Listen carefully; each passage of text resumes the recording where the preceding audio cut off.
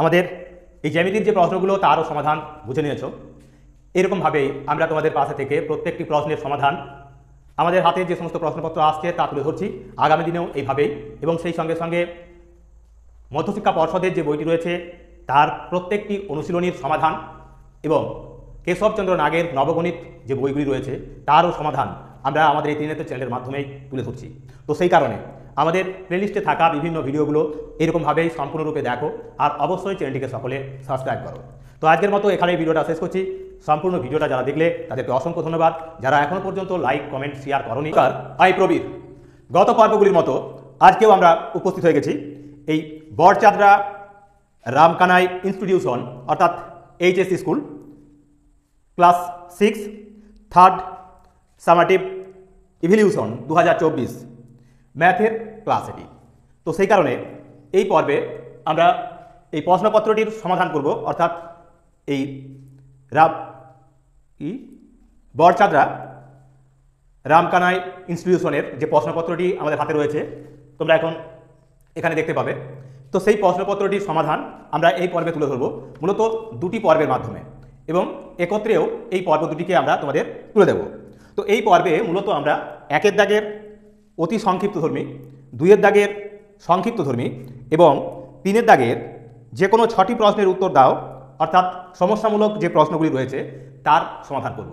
তো সেই কারণে যাদের এখনও পরীক্ষা হয়নি তারা সম্পূর্ণরূপে দেখে নাও এই প্রশ্নপত্রের সমাধান, আর যাদের পরীক্ষা হয়ে গেছে তাদেরকেও বলবো তোমরাও দেখে নাও যে তোমাদের কোথায় কি ভুল ত্রুটি রয়েছে বা কি হতো সেই প্রশ্নটির সমাধান। তো সেই কারণে সম্পূর্ণ ভিডিওটা দেখো, আর তার সাথে সাথে অবশ্যই লাইক কমেন্ট এবং শেয়ার করো। আর প্রত্যেককে আরও বিশেষভাবে আবেদন রাখবো যে অবশ্যই চ্যানেলটিকে সকলে সাবস্ক্রাইব করো। তাহলে আগামী দিনে আগামী সপ্তাহেই আমরা শুরু করছি যে কেশবচন্দ্র নাগের ষষ্ঠ শ্রেণীর যে গণিত বইটি রয়েছে অর্থাৎ নবগণিত তার সমাধান। তো সেই সমাধানও তোমরা কিন্তু হাতে হাতে সহজেই পেয়ে যাবে। তো সেই কারণে আজকের ভিডিওটা অত্যন্ত গুরুত্বপূর্ণ। তো দেখতে থাকো। আজকের পর্বে আমরা একের দাগের প্রশ্নগুলির সমাধান করব। প্রথমে দেখো একের দাগের প্রশ্নে কি রয়েছে, এখানে বলা রয়েছে নিম্নলিখিত প্রশ্নগুলির উত্তর দাও। 10টি প্রশ্ন দেওয়া আছে, 10 নম্বর আছে। প্রথম প্রশ্নে বলা রয়েছে একের দাগের প্রশ্নে বলা আছে দুটি পরস্পর মৌলিক সংখ্যার গসাগু কত? দুটি পরস্পর মৌলিক সংখ্যার গসাগু হবে 1। দুটি পরস্পর মৌলিক সংখ্যার গসাগু সমান 1 বা 1। এটি হবে আমাদের প্রথম প্রশ্নের উত্তর। দ্বিতীয় প্রশ্ন কি রয়েছে, √9 সমান কত? √9 সমান √3 × 3 সমান 3।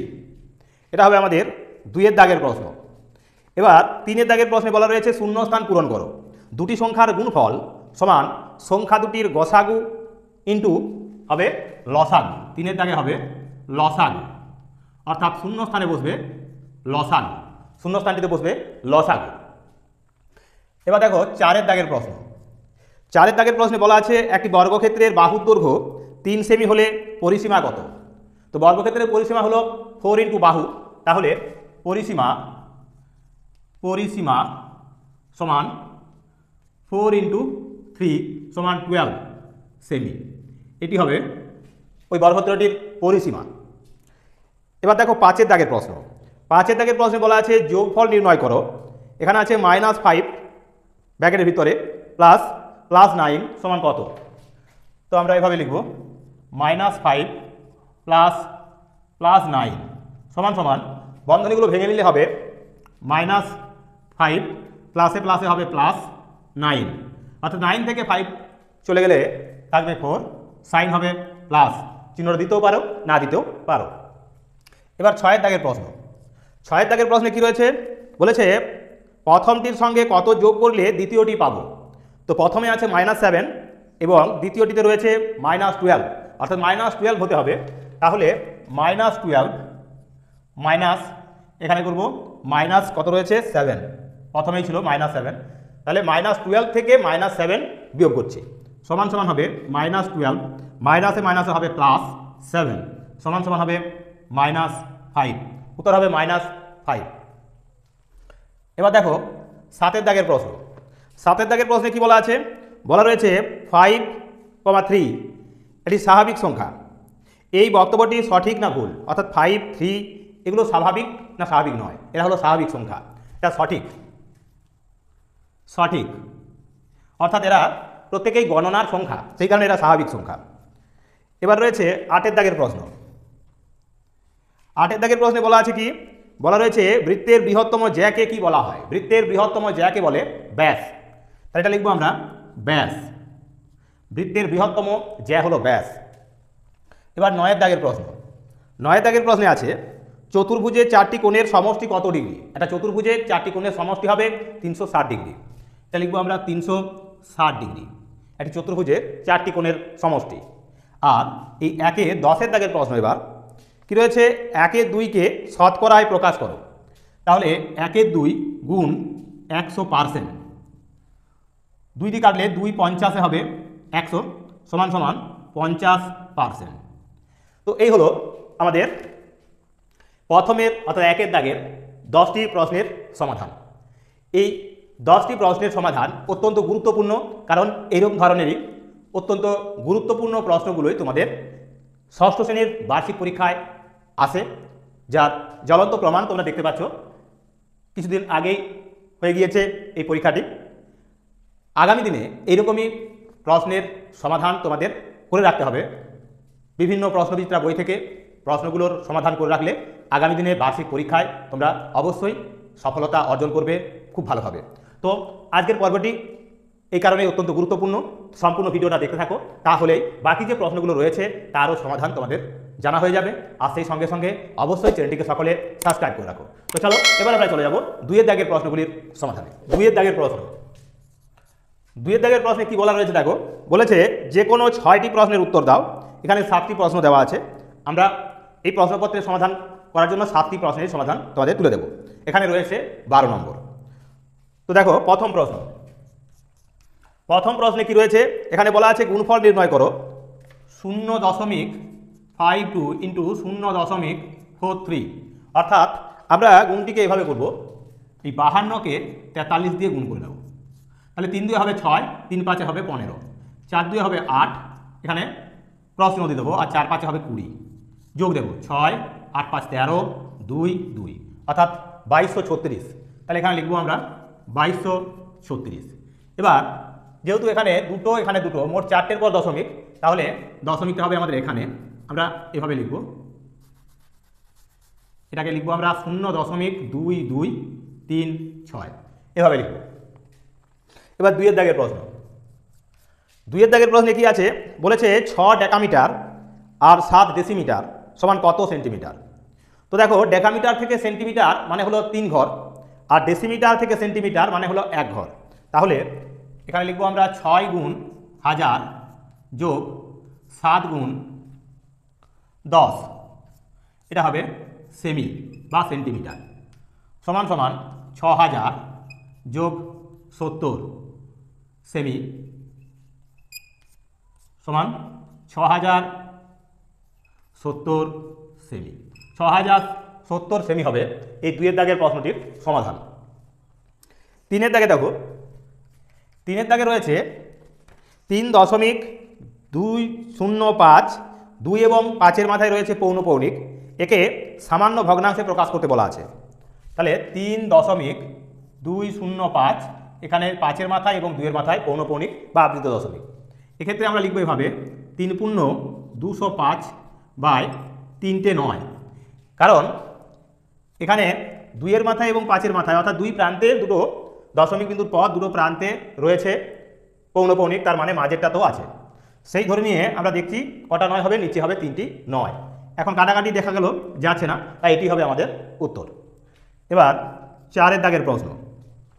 4 দাগের প্রশ্নে আছে কি?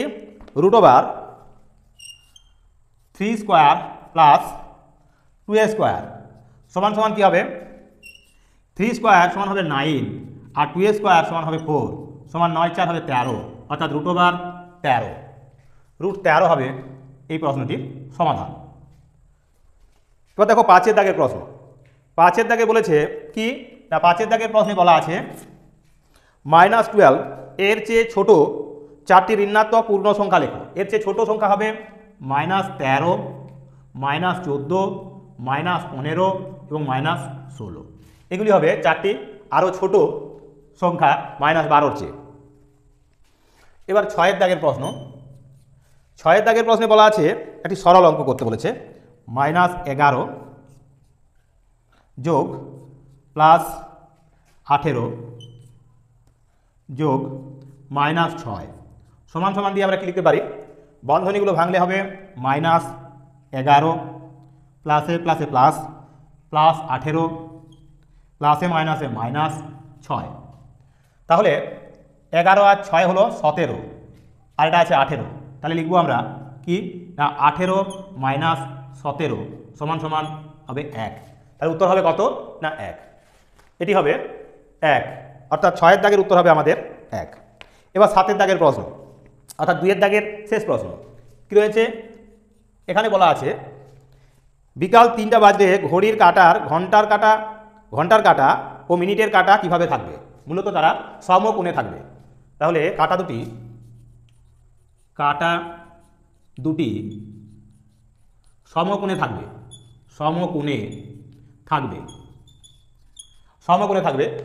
আর বলা আছে কি বৃত্তের ব্যাসের দৈর্ঘ্য 11 সেমি হলে ব্যাসার্ধ কত। তাহলে যেহেতু এখানে ব্যাস বলা আছে 11, তাহলে ব্যাসার্ধ হবে সমান সমান 11/2 সেমি সমান দশমিকে লিখলে হবে 5.5 সেমি, আর ভগ্নাংশ আকারে লিখলে এটাকে লিখতাম কি না 5×1/2 সেমি। তাহলে এভাবেও লিখতে পারি, আবার এভাবেও লেখা যায়, দুটোভাবেই লিখতে পারো। একটা হলো 5×1/2 সেমি অথবা 5.5 সেমি। তো এই হলো আমাদের 2-এর দাগের 7টি প্রশ্নের সমাধান, অর্থাৎ সংক্ষিপ্তধর্মী যে 7টা প্রশ্ন দেওয়া ছিল, 6টি প্রশ্ন করতে বলা আছে, তারও সমাধান আমরা করে দিলাম। এরকমভাবে বাকি যে প্রশ্নগুলো রয়েছে অর্থাৎ 3-এর দাগের, এই পর্বে আমরা 3-এর দাগ পর্যন্ত তোমাদের তুলে ধরবো। আগামী পর্বে তোমাদের বাকি যে প্রশ্নগুলি রয়েছে 30 নাম্বারের, সেই 30 নাম্বারের সমাধান আমরা করে দেবো। তো চলো সম্পূর্ণ ভিডিওটা দেখতে থাকো। 3-এর দাগের প্রশ্ন। 3-এর দাগের প্রশ্নে কি বলা রয়েছে যে কোনো 6টি প্রশ্নের উত্তর দাও। 6×3 = 18 নম্বর।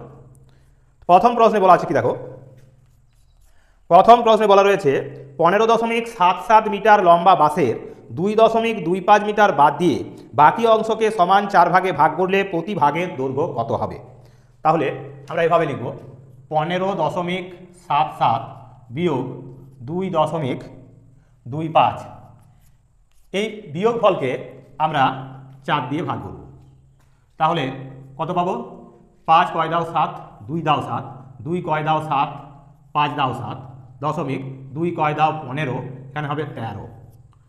তাহলে 13.52 ভাজিত হবে 4 সমান, এবার 4 দিয়ে ভাগ করব। 13 আছে, 4 × 3 = 12, 3 বার গেল, দশমিক আছে বসিয়ে দিলাম, 1 থাকছে বাড়তি, 15 হলো, 4 × 3 = 12, থাকছে কত 3 আছে, তাহলে 32, 4 × 8 = 32, অর্থাৎ এত মিটার। তাহলে উত্তরে কি চেয়েছিল, বলেছিল 4 ভাগে ভাগ করলে প্রতি ভাগের দৈর্ঘ্য কত হবে। তাহলে লিখবো আমরা অতএব প্রতি ভাগের দৈর্ঘ্য সমান সমান 3.38 মিটার।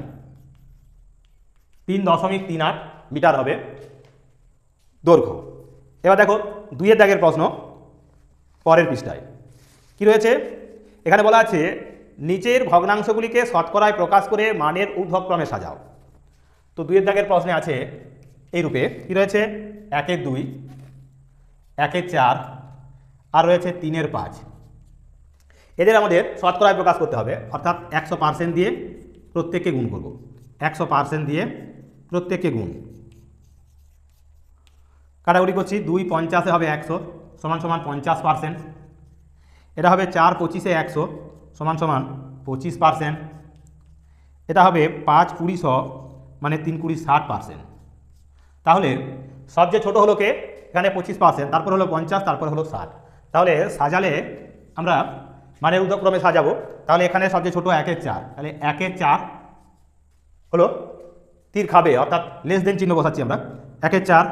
এরপর বড় হলো 50 একটু, তার মানে 1/2, তারপর হবে 3 এর 5, 3 এর 5। এই হবে আমাদের 2 এর দাগের প্রশ্নের মানের ঊর্ধ্বক্রমে সাজালে আমরা 1 এর 4 ছোট, তার চেয়ে বড় হলো 1 এর 2, তার চেয়ে বড় হলো 3 এর 5। এবার দেখো 3 এর দাগের প্রশ্ন। 3 এর দাগের প্রশ্নে কি বলা আছে? এখানে বলা রয়েছে কোন বৃহত্তম সংখ্যা দিয়ে 564 ও 630কে ভাগ করলে প্রতি ক্ষেত্রে ও ভাগশেষ থাকবে। এখানে প্রশ্নটাতে সামান্য একটু ভুল আছে, এটা প্রতি ক্ষেত্রে 3 ভাগশেষ থাকবে। প্রশ্নটাতে হবে প্রতি ক্ষেত্রে 3 ভাগশেষ থাকবে। তাহলে 3 ভাগশেষ থাকবে বলেছে যেহেতু, তাহলে আমরা 564 বিয়োগ 3 সমান সমান 561 হবে। আবার 630 বিয়োগ 3 সমান সমান 627। এদের গসাউ করব। এদের গসাউ করছি ভাগ প্রক্রিয়ার সাহায্যে। 627 একে ভাগ দিচ্ছি 561 দিয়ে, একবার গেল 561, বিয়োগ দিলে হবে 6, 6 কয় দাও 12, 6 দাও 12, 66, 66 দিয়ে ভাগ করছি এবার 561কে। কবার যাবে? 8 দিয়ে যাচ্ছি, 8 দিয়ে 8 6 48, 8 6 48 আর 4 হবে 52, বিয়োগ দিলে হবে 8 কয় দাও 11, 3 দাও 11, 3 কয় দাও 6, 3 দাও 6, 33। এবার 33 দিয়ে ভাগ করছি 66কে, 33 দুগুণে হবে 66, অর্থাৎ মিলে যাবে। তার মানে বৃহত্তম সংখ্যাটি বা গসাগু হবে এক্ষেত্রে কত? 33। তাহলে লিখব কি? অতএব বৃহত্তম সংখ্যা সমান সমান 33। অর্থাৎ এই পর্বের এই সমস্যামান যে প্রশ্নগুলো রয়েছে 7টি, তার 3টি প্রশ্নের সমাধান আমরা তোমাদের তুলে দিলাম। এবার চলে যাব এই অংশটা মুছে নিয়ে বাকি যে প্রশ্নগুলো রয়েছে তার সমাধানে। তো চলো 3 এর 4 এর দাগের প্রশ্ন কি আছে? বলেছে উৎপাদকের সাহায্যে বর্গমূল নির্ণয় করো। 225 এর বর্গমূল চাওয়া হয়েছে। এক্ষেত্রে আমরা উৎপাদকের সাহায্যে করব। তাহলে 225 এর উৎপাদক বিশ্লেষণ করছি। 5 রয়েছে শেষে, তাই 5 চালাচ্ছি।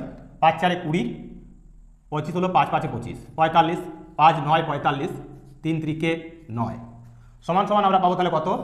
5 গুণ 5 গুণ 3 গুণ 3। তার মানে দুটো 5 দুটো 3 সমান 5 গুণ 3 সমান হবে 15, সমান সমান 15। তাহলে উত্তর হবে কত? না 15। উৎপাদকের সাহায্যে বর্গমূল আমরা করে দিলাম আমাদের 4 এর দাগের প্রশ্নের সমাধান। এবার 5 এর দাগের প্রশ্ন। 5 এর দাগের প্রশ্নে বলা আছে 0 ছাড়া 432কে ক্ষুদ্রতম সংখ্যা দিয়ে গুণ করলে গুণফল একটি পূর্ণবর্গ সংখ্যা হবে। এটিও আমরা উৎপাদক বিশ্লেষণ করব। 432 এর উৎপাদক বিশ্লেষণ করব। 2 দিয়ে গেলে 2 2 4, 2 1 2, 2 6 12, আবার 2 দিয়ে গেলে 2 1 2 0, 2 8 16, আবার 2 দিয়ে গেলে 2 5 10, 2 4 8, আবার 2 দিয়ে গেলে 27, আবার 3 দিয়ে গেলে 3 9 27, 3 দিয়ে গেলে 3 3 9। তাহলে আমরা কি পাচ্ছি? 2 এর বর্গ গুণ 2 এর বর্গ গুণ 3 এর বর্গ গুণ 3। এটা পূর্ণবর্গ সংখ্যা হচ্ছে না কেবলমাত্র একটা 3 থাকার জন্য। যেহেতু কত দিয়ে গুণ করতে বলা আছে, অর্থাৎ কে ক্ষুদ্রতম সংখ্যা দিয়ে গুণ করলে একটি পূর্ণবর্গ সংখ্যা হবে, তার মানে আরও একটি 3 দিয়ে গুণ করলে 3 তার জোড়া পেয়ে যেত। তাহলে লিখব কি? অতএব একটি 3 দ্বারা গুণ করলে সংখ্যাটি পূর্ণবর্গ হবে। তার মানে আরও একটি 3 দিয়ে যদি গুণ করতাম তাহলে এই 432 সংখ্যাটা পূর্ণবর্গ হয়ে যেত। এবার দেখো 6 এর দাগের প্রশ্ন। 6 এর দাগের প্রশ্নে বলা আছে কি? সংখ্যা রেখার সাহায্যে যোগফল নির্ণয় করো। +9 - 17। তাহলে এভাবে আমরা সংখ্যা রেখার সাহায্যে দেখাবো। এখানে আছে 1 2 3 4 5 6 7 8 9 10 11 আর 12 এভাবে লিখলাম। এখানে লিখছি আমরা -1 -2 -3 -4 -5 -6 -7 -8 -9 -10 এভাবে আমরা সংখ্যা রেখাটা লিখে দিলাম। এখন প্রথমে বলা রয়েছে +9, তাহলে 0 থেকে আমরা +9-এ যাব, অর্থাৎ এখানে এটা হলো আমাদের +9। এবার -17, মানে এই +9 থেকে আমরা 17 ঘরে আসবো। তাহলে এখান থেকে পিছিয়ে আসবো, তাহলে 1 ঘর, 2 ঘর, 3 ঘর, 4 ঘর, 5 ঘর, 6 ঘর, 7 ঘর, 8 ঘর, 9 ঘর, 10 ঘর, 11 ঘর, 12 ঘর, 13 ঘর, 14 ঘর, 15 ঘর, 16 ঘর, 17 ঘর, অর্থাৎ -8-এ আসবো আমরা। এটা হবে -8, এখানে আসবো, এটা হবে -17। তাহলে উত্তরটা কি হলো না -8 হবে উত্তর। তাহলে এই এখান থেকে এটা হবে আমাদের উত্তর, অর্থাৎ -8। -8 হলো আমাদের এই 6 দাগের প্রশ্নের সমাধান। এবার দেখো আমাদের এই পর্বের শেষ প্রশ্ন, যোগের সংযোগ নিয়ম যাচাই করতে বলা আছে। তো এরকম যোগের সংযোগ নিয়ম যদি যাচাই করতে হয় তো সেক্ষেত্রে দুটো কমা দেওয়া আছে, এই দুটো কমাকে আমরা দুভাবে এদের সাজাবো, তারপর আমরা এই যোগের সংযোগ নিয়ম প্রয়োগ করে অঙ্কটি সমাধান করে দেখব দুভাবে। 7 দাগের প্রশ্নে প্রথমে রয়েছে তাহলে -5 আর +-3, এদেরকে আমরা দ্বিতীয় বন্ধনীতে রাখলাম, +2, এটা একটা ভাবে। আরেকটা হলো -5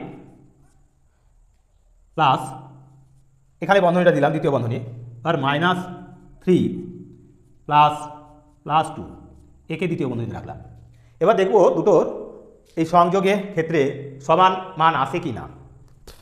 তাহলে সমান দিয়ে লিখব কি, বন্ধনী ভেঙে নিলে এখানে -5 + -3 সমান হবে -8 প্লাস প্লাসে প্লাসে হবে 2, তাহলে সমান সমান হবে কত, -8 থেকে 2 চলে গেলে হবে -6।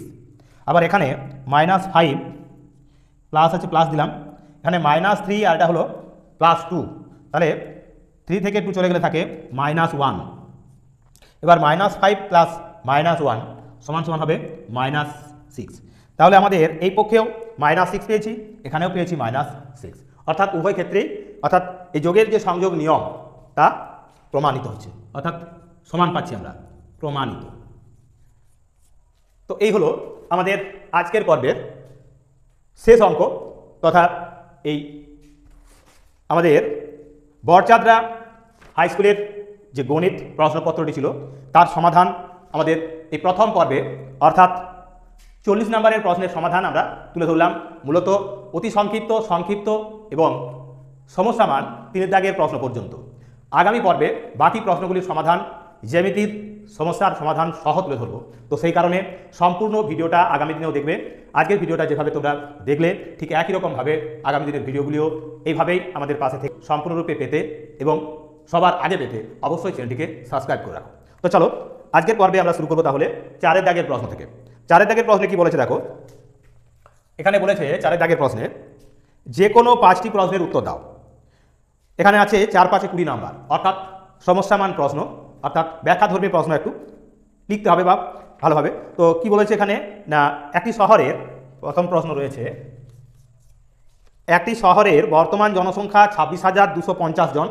যদি বার্ষিক 4% হারে জনসংখ্যা বাড়ে তবে পরের বছর জনসংখ্যা কত হবে, আর 2 বছর পরে জনসংখ্যা কত হবে।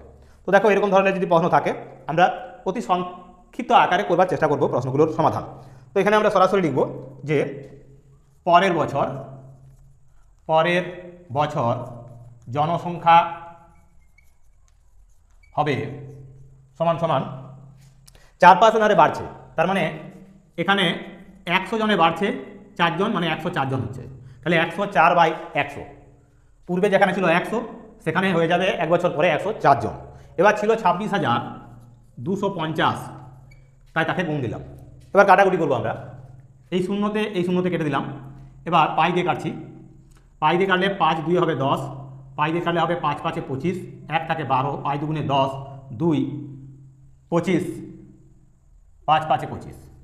এবার 2 দিয়ে কাটবো, 2 দিয়ে কাটলে হবে 2 5-এ 10, 2 2 4, মানে 525কে আমরা 52 দিয়ে গুণ করবো। 525কে 52 দিয়ে গুণ করলে কি পাচ্ছি, 2 5-এ হবে 10, 2 দিয়ে 4 1-এ 5, আর 2 5-এ 10 এখানেও লিখবো। গুণ চিহ্ন দিলাম, 5 5-এ 25, পাই দিয়ে 10 আর 2 হবে 12, 5 5-এ 25 আর 1-এ 26 সমান হবে 0, 5 5 10, 2 আর 1-এ 3, তাহলে 6 আর 1-এ 7, 2, অর্থাৎ 27,300 জন। তাহলে এখানে লিখে দেবো আমরা 27,300 জন। তাহলে পরের বছর জনসংখ্যাটা হচ্ছে 27,300 জন, যেখানে ছিল কতজন, 26,250 জন ছিল। এবার বলেছে দু বছর পরে জনসংখ্যা কত হবে, পরপর 2 বছর পর, তাহলে 2 বছর পর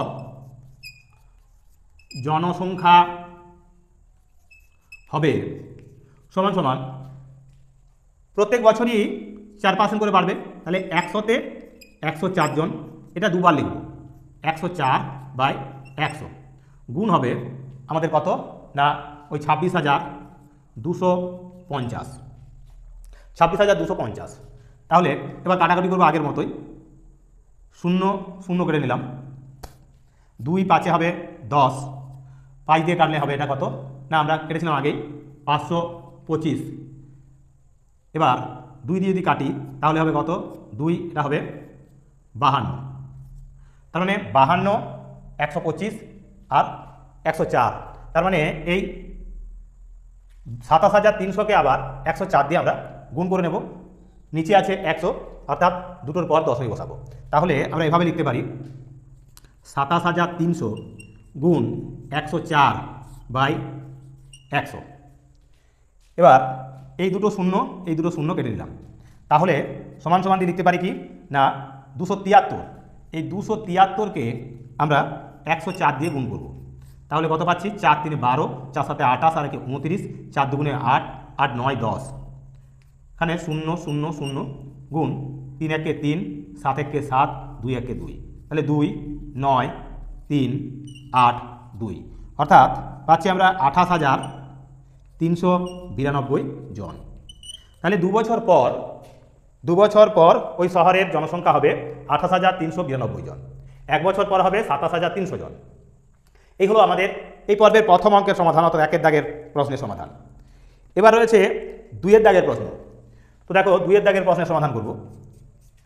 2-এর দাগের প্রশ্নে বলা আছে 4টি ঘন্টা 45 মিনিট, 1 ঘন্টা মানে হলো 60 মিনিট, আর 1 ঘন্টা 15 মিনিট মানে হলো 60 আর 15 75 মিনিট, আর হলো 1 ঘন্টা 30 মিনিট মানে 90 মিনিট। তাহলে 45, 60, 75 এবং 90 মিনিট করে হচ্ছে বাজে। বেলা 12টায় ঘন্টাগুলি একসাথে বাজার ঠিক কতক্ষণ পরে একসাথে বাজবে, তাহলে এদের লসাগু করব, অর্থাৎ 45, 60, 75 আর 90 এদের লসাগু।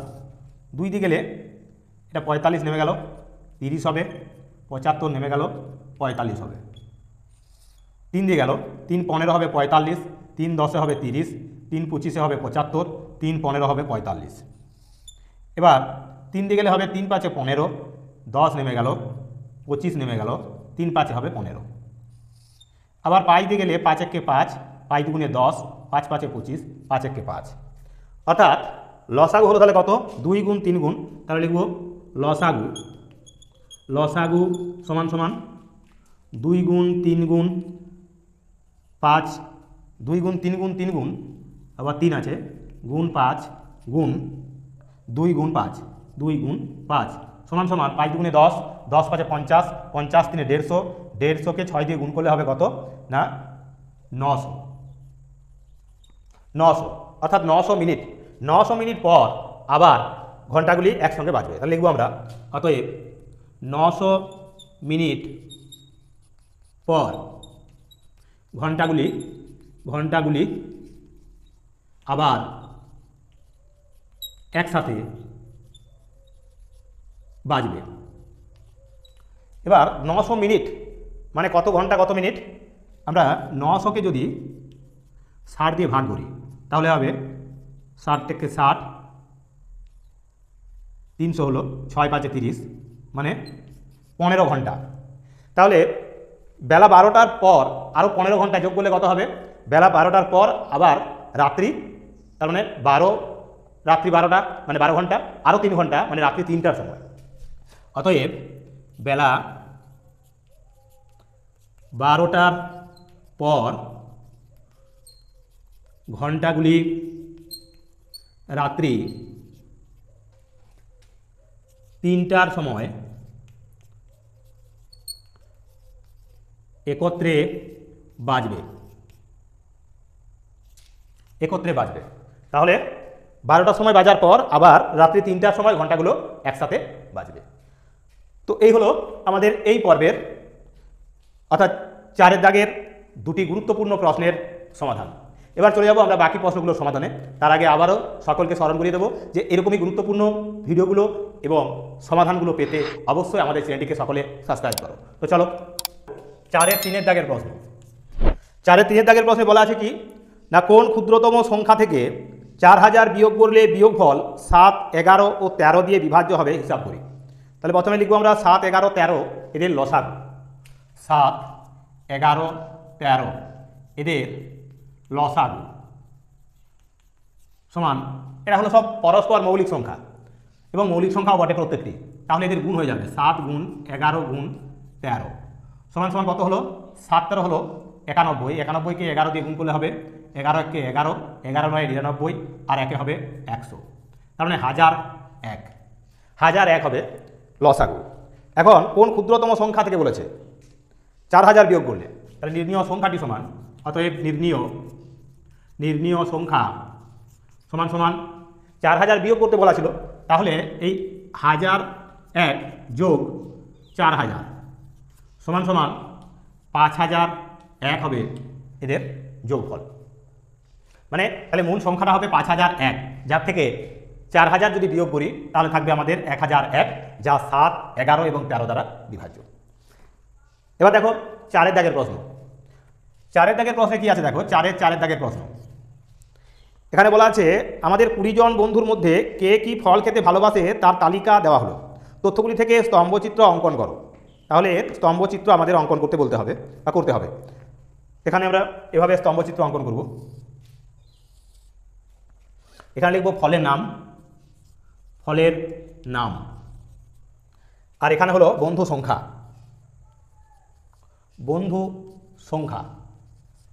এখানে আছে বন্ধু সংখ্যা, এখানে আছে ফলের নাম। ফলগুলি কি কি রয়েছে? আপেল, এখানে আছে আপেল, তারপর রয়েছে পেয়ারা, তারপর রয়েছে কলা, তারপর রয়েছে শসা, তারপর রয়েছে আঙ্গুর। অর্থাৎ এই 5 ধরনের ফল আছে। এবারে সবচেয়ে বেশি বন্ধু সংখ্যা এখানে বলা রয়েছে কত না 6 জন। তাহলে এটা হলো 0, এটা হবে 1, এটা হবে 2, এটা হবে 3, এটা হবে 4, এটা হবে 5, এটা হবে 6, এটা হবে 7, এটা হবে 8, এভাবে আছে। এখন আপেল খেতে ভালোবাসে এমন বন্ধুর সংখ্যা হলো 4 জন। তার মানে এটা হবে আপেল হবে এই 4-এর দাগ এর সোজাসুজি, তার মানে এইভাবে যাব। এটা হলো এই স্তম্ভচিত্রটা হলো আপেলের। এবার রয়েছে পেয়ারা খেতে ভালোবাসে 2 জন, তাহলে এই সোজাসুজি, অর্থাৎ এখান থেকে আমরা এইভাবে, এটা হলো আমাদের পেয়ারা 2 জন। 6 জন রয়েছে যারা কলা খেতে ভালোবাসে, এই সোজাসুজি, এই সোজা, অর্থাৎ এই জায়গা থেকে আমরা, এটা হলো কলা খেতে ভালোবাসে 6 জন। এবার রয়েছে 5 জন রয়েছে যারা শসা খেতে ভালোবাসে, অর্থাৎ এই সোজা, এই জায়গা থেকে, এটা হলো শসা খেতে ভালোবাসে। আর আঙ্গুর খেতে ভালোবাসে 3 জন, মানে এই সোজা,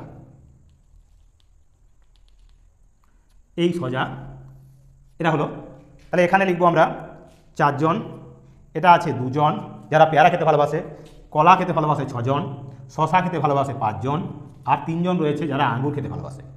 তো এইভাবে আমরা এই স্তম্ভচিত্রটা অঙ্কন করব। একে আবার তোমরা রেখাঙ্কিত করে দিতে পারো, এভাবে বিভিন্ন কারুকার্যের মাধ্যমে তোমরা এটাকে রেখাঙ্কিত করে দেবে, তাহলে দেখতে ভালো লাগবে। তো এইভাবে আমরা রেখাঙ্কিত করে দিলাম। এই হলো আমাদের 4-এর দাগের প্রশ্নের সমাধান। এবার রয়েছে 5-এর দাগের প্রশ্ন। 5-এর দাগের প্রশ্নে কি আছে? 5-এর দাগের প্রশ্নে বলা আছে এই বছরে আমাদের পাড়ার ক্লাব থেকে কিছু সদস্য গাদিয়াড়ায় বেড়াতে যাবে। খরচ হিসাবে প্রত্যেকের কাছ থেকে যতজন সদস্য তার 4 গুণ টাকা নেওয়া হয়েছে। মোট টাকা 4096 টাকা উঠেছে। কতজন সদস্য বেড়াতে যাবে হিসাব করি। তাহলে সদস্য সংখ্যাটা মূলত আছে কি, বা চাঁদা উঠেছে যেটা প্রথমে, এই যে 4096 টাকা চাঁদা উঠেছে তা যতজন সদস্য তার 4 গুণ দেওয়াতে। তাহলে সদস্য সংখ্যা হবে, সদস্য সংখ্যা সমান সমান √4096 একে 4 গুণ ছিল, তাহলে 4 দিয়ে প্রথমে ভাগ করে নেব। 4 দিয়ে ভাগ করলে কি আসছে, 4 × 4 0, 4 × 2 = 8, 1 16 হলো, 4 × 4 = 16, মানে 1024। এই 1024-এর আমাদের বর্গমূল করতে হবে। তো 1024-এর আমরা বর্গমূল করব। 1024 এর বর্গমূল যদি করি তাহলে কি হবে না, এক্ষেত্রে এই জোড় আর এই জোড়, অর্থাৎ 10 আছে আমাদের বাঁ দিকে, তাহলে তার কাছাকাছি বর্গ সংখ্যা হলো 9, 3 × 3 = 9। এবার বিয়োগ দিচ্ছি, 1 2 4 নেমে গেল। এবার 3-এর ডবল হবে 6, কবার যাবে, দুবার, তাহলে 2 2 হবে 4 আর 2 6 হবে 12, মিলে যাচ্ছে। তার মানে উত্তরটা হবে কত, 32। তাহলে সমান সমান লিখবো আমরা 32 জন। তাহলে সদস্য হবে কত না, 32 জন। আর যদি বলতো তাহলে প্রত্যেক সদস্য কত করে দিয়েছে চাঁদা, তাহলে 32 × 4 মানে 128 টাকা করে তারা চাঁদা দিয়েছিল, যার ফলে এই 4096 টাকা চাঁদা উঠেছে। তো এই হলো আরও 3টি অত্যন্ত গুরুত্বপূর্ণ প্রশ্নের সমাধান। এবার আমরা চলে যাব পরের পৃষ্ঠায়, অর্থাৎ বাকি প্রশ্নগুলির সমাধানে। তাই বলবো ধৈর্য ধরে সম্পূর্ণ ভিডিওটা দেখো, আর অবশ্যই চ্যানেলটিকে সকলে সাবস্ক্রাইব করো। তো চলো 4-এর দাগের 6-এর প্রশ্ন। 4-এর দাগের 6-এর প্রশ্নে বলা আছে কি, 4 অঙ্কের বৃহত্তম পূর্ণবর্গ সংখ্যাটি লিখো যা 8 15 20 এবং 25 দ্বারা বিভাজ্য। তাহলে 4 অঙ্কের বৃহত্তম পূর্ণবর্গ সংখ্যা চেয়েছে। আমরা প্রথমে 8 15 এবং 20 ও 25 এদের লসাগু করব। 8 15 20 আর 25 এদের লসাগু করছি। কত দিয়ে চালাবো, 5 দিয়ে চালাচ্ছি। 8 নেমে গেল, 5 3 15, 5 4 20, 5 5 25। এবার 2 দিয়ে চালাচ্ছি, 2 4 8, 3 নেমে গেল, 2 2 4, 5 নেমে গেল। এবার 2 দিয়ে গেল, আবার 2 2 4, 3 নেমে গেল, 2 1 2, 5 নেমে গেল। তাহলে লসাগু হবে কত, লসাগু সমান সমান 5 × 3 2, 3 2 গুণ 3 × 5 গুণ 3 গুণ 5। এখানে যদি আমরা বর্গ আকারে লিখি তাহলে কি লিখতাম, 5 square into 2 square into 5 square into 2 square. আর এই 2 এবং 3 এরা বিজোড় সংখ্যায় থেকে যাচ্ছে, এরা জোড় আকারে থাকছে, তাই এদের বর্গ আকারে লিখতে পারলাম, কিন্তু এরা বর্গ আকারে আসছে না। সমান সমান হলো কত, সমান সমান হবে 25 4 100 আর 6 মানে 600, তাহলে হলো 600। এখন সংখ্যাটা হলো 600। এবার এটা কিন্তু পূর্ণবর্গ সংখ্যা নয়, তাহলে লিখব কি, অতএব পূর্ণবর্গ সংখ্যাটি হবে, তাহলে এই 8 15 20 এবং 25 দ্বারা বিভাজ্য পূর্ণবর্গ সংখ্যাটি হবে তাহলে কত না, পূর্ণবর্গ সংখ্যাটি হবে, পূর্ণবর্গ সংখ্যা সমান সমান 600 গুণ, এখানে এই 2 এবং 3 কম ছিল, অর্থাৎ একটি 2 এবং একটি 3, তার মানে 6 দিয়ে গুণ করে নিচ্ছি, মানে 3600। তাহলে পূর্ণবর্গ সংখ্যাটি হবে 3600। এখন প্রশ্নে বলা আছে কি, প্রশ্নে বলা রয়েছে 4 অঙ্কের বৃহত্তম পূর্ণবর্গ সংখ্যাটি লেখো, অর্থাৎ 4 অঙ্কের বৃহত্তম একটি পূর্ণবর্গ সংখ্যা লিখতে বলেছে। এটিও কিন্তু 4 অঙ্কের, এর চেয়ে আর বড় কি সংখ্যা আছে পূর্ণবর্গ সংখ্যা, তো সেটি দেখার জন্য আমরা এর গুণিতক হিসাবে কি পেতে পারি না 3600। এই 3600-কে আমরা 1-এর বর্গ দিয়ে গুণ করলে হবে কি 3600। আবার 3600-কে 2-এর বর্গ দিয়ে যদি গুণ করি তাহলে হবে কত, 4 দিয়ে গুণ হচ্ছে, তার মানে তাহলে 4 6 24, 4 3 12, 13 14, অর্থাৎ হয়ে যাবে 14400, যা 5 অঙ্কের। তাহলে এটি হবে 4 অঙ্কের বৃহত্তম পূর্ণবর্গ সংখ্যা। তাহলে লিখব কি, অতএব 4 অঙ্কের বৃহত্তম পূর্ণবর্গ সংখ্যা সমান সমান 3600। এই 3600 হবে সেই পূর্ণবর্গ সংখ্যা। এটি হলো আমাদের এই 4-এর 6-এর দাগের প্রশ্নের সমাধান। এবার 4-এর শেষ প্রশ্ন, অর্থাৎ 7-এর দাগের প্রশ্ন কি রয়েছে।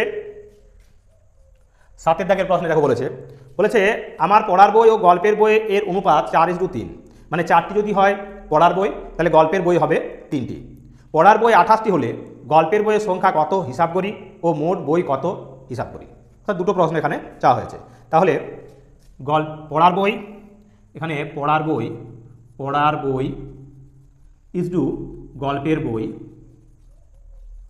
সমান সমান 4:3, 4:3। এবার পড়ার বই আছে 28টি, পড়ার বই সমান 28টি, অতএব গল্পের বই সমান সমান কত হবে না, পড়ার বইয়ের সংখ্যা 4টি হলে গল্পের বই 3টি। এখন পড়ার বই সংখ্যা দেওয়া আছে 28টি, গল্পের বই চাই, যাকে চাই তাকে আমরা 3 এখানে, অর্থাৎ গল্পের বইয়ের সংখ্যাটা 3 দেওয়া আছে, তাহলে 3 এর 4 লিখব গুণ 28। এভাবে ভাগাটা তৈরি করব। 4 7 হবে 28, তার মানে 7 3 হবে 21টি। তাহলে 21টি হবে গল্পের বই। এখন এর পাশাপাশি আরও একটি প্রশ্ন রয়েছে, মোট বই কত হবে। তাহলে অতএব মোট বই সংখ্যা সমান সমান 28 যোগ 21 যোগ করলে হবে কত, সমান 49টি। তো এই 49টি হবে, তার মানে আমার মোট বই হবে তাহলে 49টি, যার মধ্যে 28টি হলো আমার পড়ার বই আর 21টি হবে আমার গল্পের বই।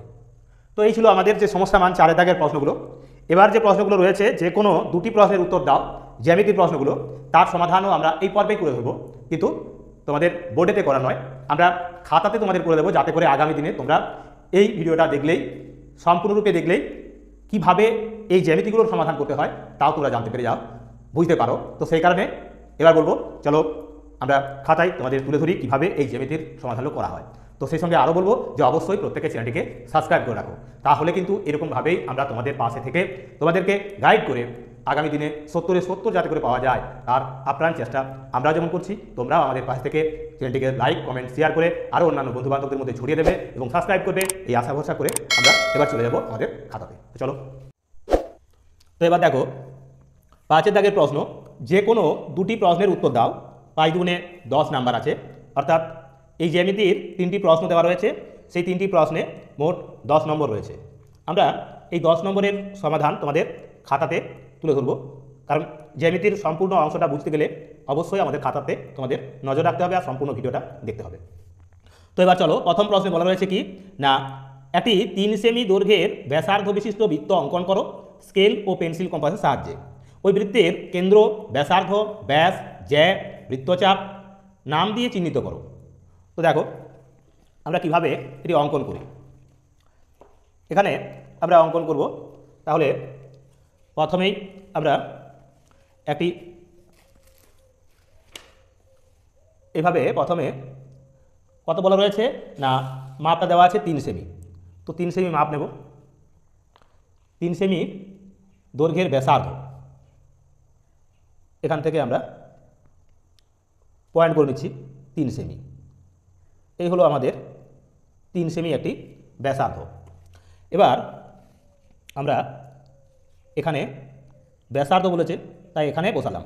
এখানে পেন্সিল কম্পাস নিয়েছি, আর পাশাপাশি পেন্সিলের পরিবর্তে আমরা নিয়েছি কলম, যাতে করে তোমরা স্পষ্টভাবে বুঝতে পারো। তো এইভাবে আমরা এবার ঘুরিয়ে নেব বৃত্তটাকে। এটা হলো আমাদের একটি বৃত্ত, এই বৃত্ত অঙ্কন হয়ে গেল।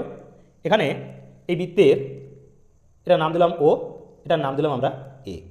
তাহলে ও এ হলো ব্যাসার্ধ, তাহলে ব্যাসার্ধ সমান ও এ। এটা হলো আমাদের 5-এর 1 দাগের প্রশ্ন, ব্যাসার্ধ ও এ। এবার চেয়েছিল কি না, বৃত্তের কেন্দ্র হলো এখানে ও, এই ও হলো কেন্দ্র, আর বলেছে ব্যাস। আমরা এভাবে ব্যাস অঙ্কন করছি, ব্যাস হবে সেটাই যেটা কেন্দ্র দিয়ে যাবে যে জ্যা বা পরিধির যে কোনো 2টি বিন্দুর যোগফল যদি কেন্দ্র দিয়ে যায় তখন তাকে বলবো আমরা ব্যাস। এখানে এই পি কিউ হলো একটা ব্যাস, পি কিউ সমান সমান ব্যাস। এবার চেয়েছে কি না জ্যা, এই পি কিউ একটি জ্যা বটে। আবার আমরা যদি এখানে এভাবে যোগ করি, এই এম এন, এটা নাম দিলাম এম, এটা নাম দিলাম এন, তাহলে এটা হবে জ্যা হলো এখানে এম এন। জ্যা কাকে বলে জানো, যে পরিধি যে কোনো 2টো বিন্দুর যোগফল। এখানে এম এবং এন হলো পরিধি যে কোনো 2টি বিন্দু, তাদের যোগ করেছি, তাই এটা হলো আমাদের জ্যা। এবার রয়েছে বৃত্তচাপ। আমরা এখানে এই 2টো ব্যাসার্ধ, এখানে ও কিউ একটা ব্যাসার্ধ, আবার ও এ একটা ব্যাসার্ধ। এখানে যদি আমরা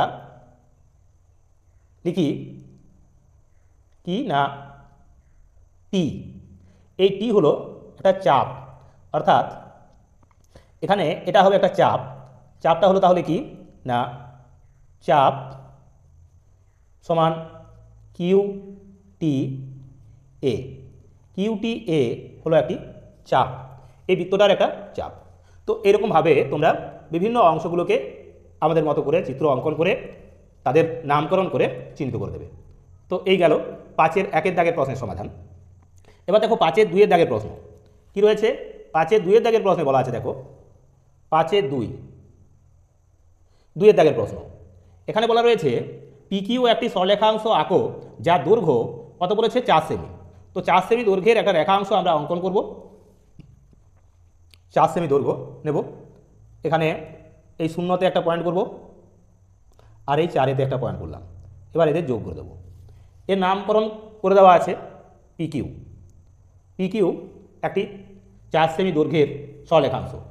এই সরলরেখাংশের উপর ও একটি বিন্দু চিহ্নিত করো। এই সরলরেখাংশের উপর যে কোনো একটি জায়গাতে আমরা ও নিলাম, আমরা ধরলাম এখানে রয়েছে আমাদের ও বিন্দু, এটা হলো আমাদের ও বিন্দু। এখন স্কেল এবং পেন্সিল কম্পাসের সাহায্যে, এই স্কেল এবং পেন্সিল কম্পাসের সাহায্যে আমরা অঙ্কন করব ও এম লম্ব। তো কীভাবে, আমরা এখানে আমাদের এই ও বিন্দুতে কম্পাসের কে বসালাম, এবার এভাবে ঘুরিয়ে নেব, একটা বৃত্তচাপ কাটলাম। এবার আমরা এই অংশটাকে এই এখান থেকেও অথবা এখান থেকে আমরা কাটতে পারি, এভাবে কাটবো একবার, আবার একবার কাটবো দুবার।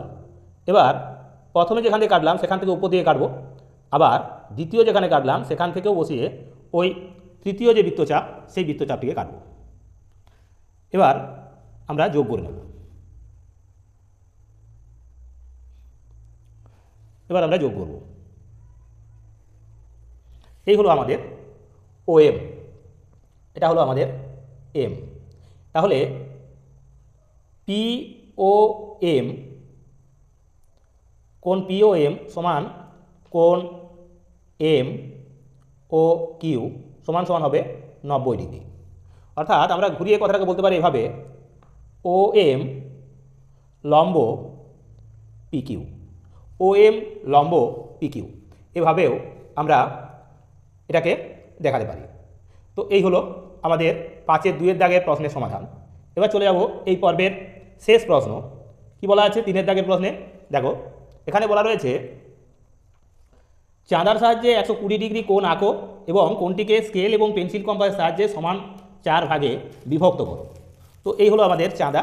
এই চাঁদার সাহায্যে আমরা কি করব না 120 ডিগ্রি কোণ আঁকবো। তো তার জন্য প্রথমে স্কেল দিয়ে আমরা একটা সরল রেখা অংশ কেটে নেব।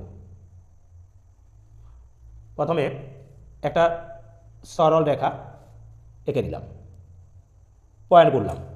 এটা হলো আমাদের এক্স, এটা হলো আমাদের ওয়াই।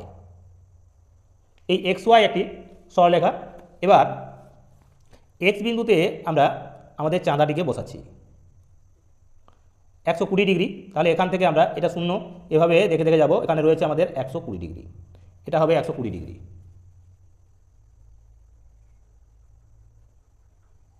তো এই 120 ডিগ্রি এবার আমরা যোগ করে নিলাম। এর নাম দিলাম আমরা কি না এ, এটার নাম দিলাম আমরা এ। এ এক্স ওয়াই হলো 120 ডিগ্রি, এটা হলো 120 ডিগ্রি। এবার একে 4টে টুকরো করতে হবে। আমরা কি করব, এখানে বসাবো এবার এক্সে একটা বৃত্তচাপ আঁকবো। এই বৃত্তচাপটাকে এবার আমরা প্রথমে দুটো ভাগ করছি, সমদ্বিখণ্ডিত করব এইভাবে।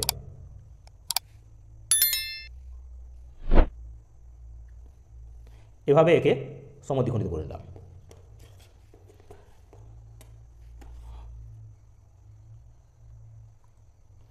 একে সমদ্বিখণ্ডিত করলাম। এবার এই দুটো অংশকে, অর্থাৎ এই অংশটা এবং এই অংশটাকে আবার সমদ্বিখণ্ডিত করব। এখান থেকে এখানে কাটব, এখান থেকে বসিয়ে এখানে এবং এখানে, আবার এখানে বসিয়ে এখানে। এবার এদের যোগ করে নেব। তাহলে যোগ করলে পাচ্ছি এভাবে একটা অংশ, আর এই হলো আরও একটি অংশ। এর নাম দিলাম বি, এর নাম দিলাম সি, এর নাম দিলাম ডি। তাহলে আমরা এখানে 4টি কোণ তৈরি করলাম, 1টি 2টি 3টি, আর এ হলো চতুর্থ কোণ। এটা চতুর্থ কোণ, 4টি কোণ। অর্থাৎ কোণ এ এক্স বি সমান কোণ বি এক্স সি সমান কোণ সি এক্স ডি সমান কোণ D X Y. D X Y অর্থাৎ এই 4টি ভাগে আমরা এই 100 ডিগ্রি কোণটিকে সমদ্বিখণ্ডিত মানে 4টি সমান খণ্ডে বা অংশে বিভক্ত করলাম।